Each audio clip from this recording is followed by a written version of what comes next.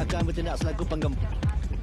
Ini Dr. Ali Al-Haq bagi perlawanan akhir kejohanan AFL penampilan kedua tewas dan 5 kali bergelar. Satu saat lagi untuk dimulakan. Whistle panjang sudah pun dimulakan. Pertama digerakkan. Clearance dapat dilakukan. Masih sememangnya Indonesia. Tempat inilah yang mungkin Witan Sulaiman meletakkan Indonesia satu ini untuk kawalan Witan Sulaiman. Masih lagi Witan cuba melepaskan diri dari Thailand ini. Satu kesilapan lakukan.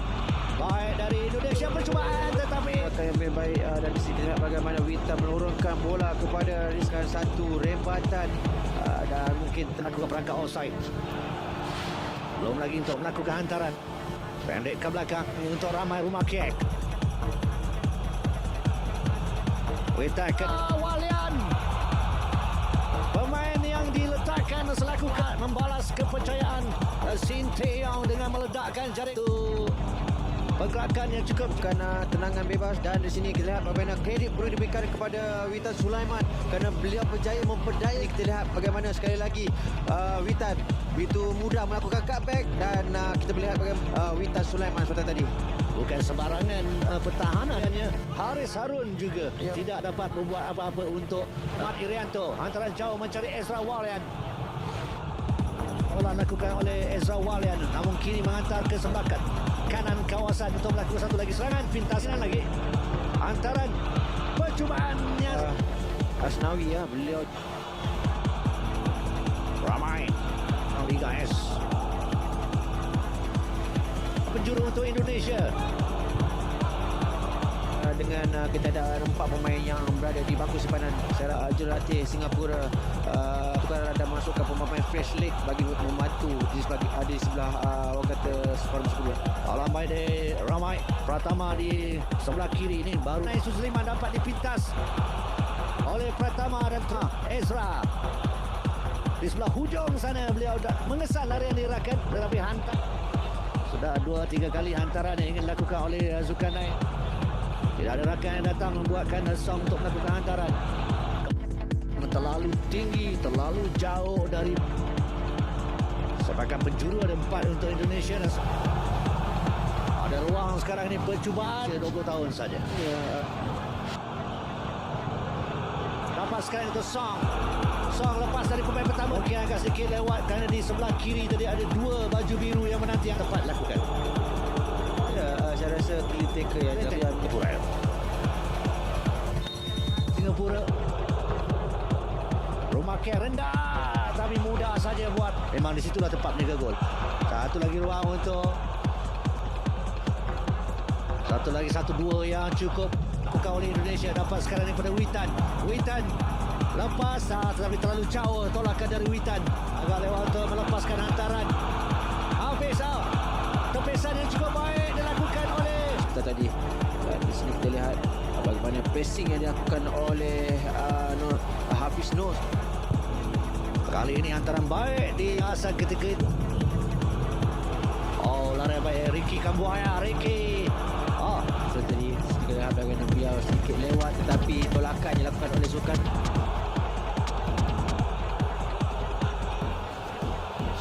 Mungkin ada kata-kata dari Safwan dari yang sememangnya bas.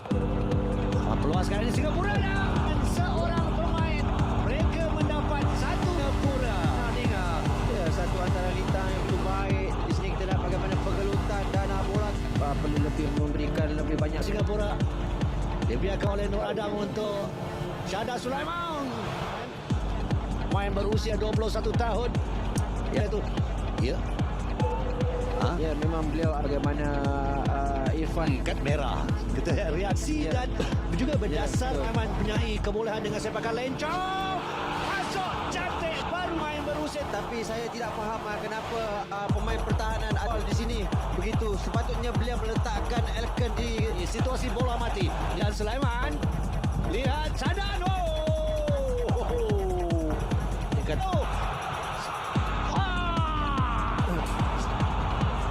Datang kembali ke arahnya. Ini dia. Bagaimana Witan melakukan rembatan kaki kanan sudah pun mencari jaringan ke-11 pribadinya bersama dengan pasukan Singapura.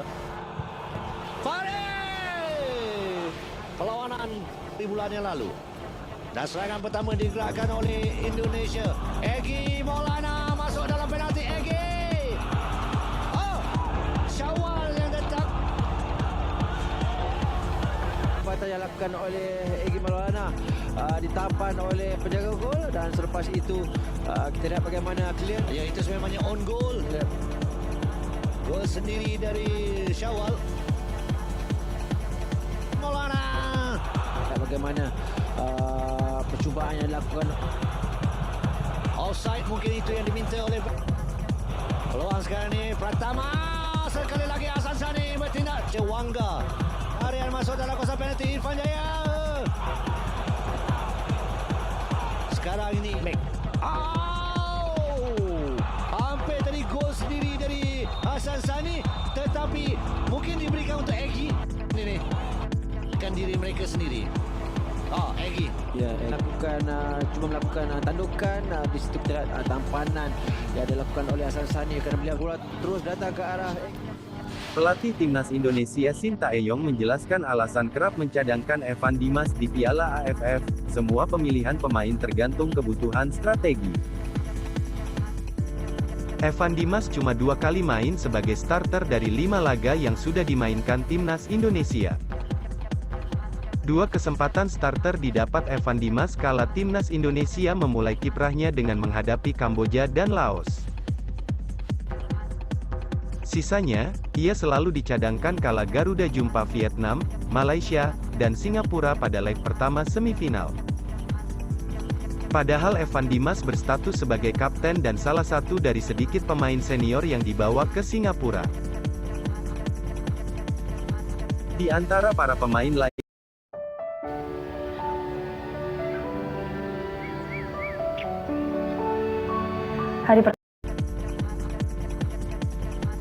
Di antara para pemain lainnya, Evan Dimas juga paling berpengalaman tampil di Piala AFF.